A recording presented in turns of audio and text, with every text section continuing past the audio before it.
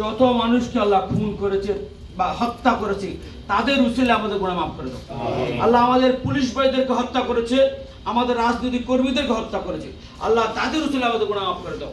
আল্লাহ আমাদের হয়েছে জিন্দেগির আমাদের মুরবে যারা কবর ভাই সকলে কবর আজাব মাফ করে দিন। আল্লাহ আমরা এখানে এসে দেখতে পারলাম অনেক প্রবাসী ভাই, অনেক বৃদ্ধ, অনেক অসুস্থ, আল্লাহ তাদের হয়েছে জিন্দেগির সমস্ত গুনাহ মাফ করে দাও। আল্লাহ এটা হলে বলো যে আমিন। আল্লাহ আমরা এখানে প্রতি ওয়াক্ত আল্লাহ যার হাত আপনার কবুল হয়েছে তার উসিলায় আমাদের গুনাহ মাফ করে দিন। আল্লাহ বাংলাদেশের এই ক্রান্তিকাল থেকে রক্ষা করুন। আল্লাহ বাংলাদেশের আওয়ামী লীগকে আপনি আবার প্রতিষ্ঠিত করুন। আল্লাহ আমরা এমন একটি সমাজ চাই, এমন একটি দেশ চাই যে পৃথিবীর মানচিত্রে বাংলাদেশ মানুষকে যাতে বাংলাদেশ সম্মান করে সেরকম একটা বাংলাদেশ চাই। সেরকম একটা বাংলাদেশ ছিল আল্লাহ এখানে শকুনের চোখ পড়েছে, আল্লাহ সকল শকুনের ষড়যন্ত্র থেকে আমাদেরকে রক্ষা করুন। আল্লাহ সকল খারাপ মানুষের দৃষ্টি থেকে আমাদেরকে রক্ষা করুন। আল্লাহ বাংলাদেশের যারা নেককার ফরেজগার সোয়ালহীন বান্দারা আল্লাহ আজকে কান্না করছেন, আল্লাহ তাদের উসিলে আমাদের দোয়া কবুল করুন।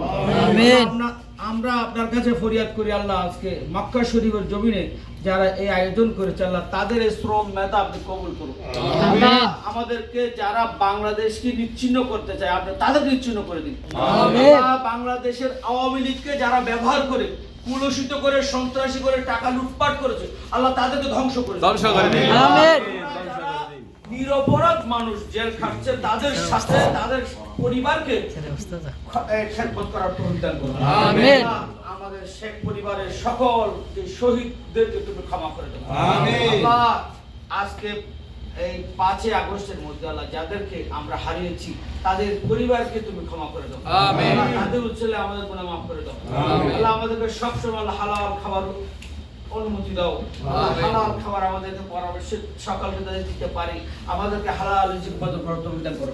আল্লাহ আমরা প্রবাসে থেকে হালাল রিজিক উপার্জন করে দেশ ও জাতির কল্যাণে কাজ করার তৌফিক দান করো। রব্বির হামহুমা কামা রাব্বায়ানি সগীরা বিহাক্কি লা ইলাহা ইল্লাল্লাহ।